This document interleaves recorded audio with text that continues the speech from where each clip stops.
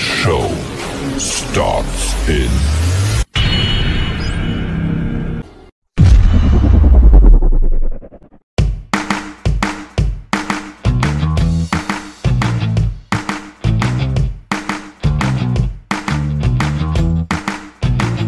Hello everyone! I'm here again, Melina Anical. So, ang tutorial natin ngayon ay tuturo ko sa inyo kung paano gamitin yung video effects gamit ang CapCut. So, napakadali lang. Gayahin mo lang ang aking gagawin. Tara, let's! Kung nakita mo yung CapCut na nasa baba, yung ginagalaw ko, punta ka lang dito. So, i-press natin to. Press natin.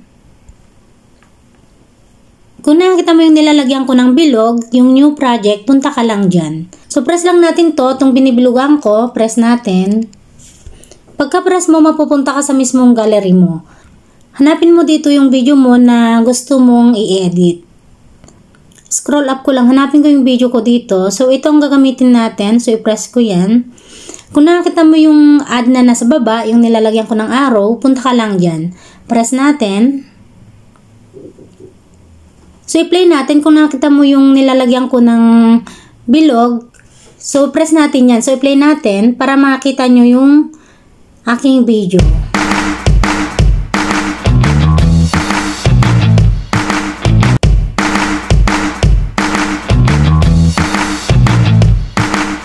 So, yan kung nakita nyo video yan. Ngayon, lalagyan natin ng video effects. So, paano maglagay ng video effects? Napakadali lang. Kung nakita mo yung nasa baba, yung mga nasa hilera nito, hanapin mo lang dito yung effects. Kung nakita mo yung nilalagyan ko ng arrow, punta ka lang dyan. So, i-press natin. Press natin tong effects. So, may mabasa ka dito na tatlo, yung video effects, body effects, at saka photo effects. Punta ka lang dito sa video effects. So, i-press natin.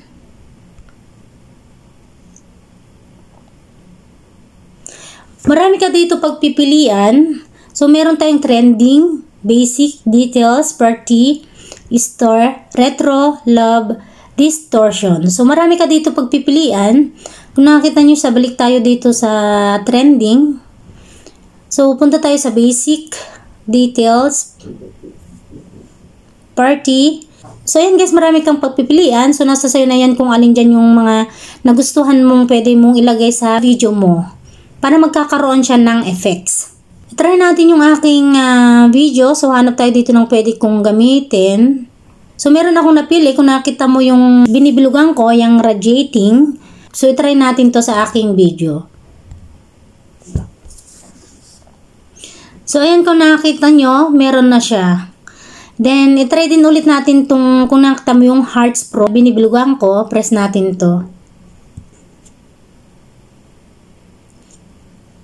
So, ayan. Then, mag-try pa tayo ng isa.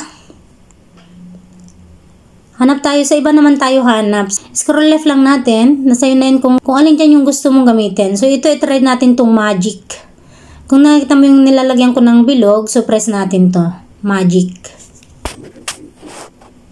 Ayan.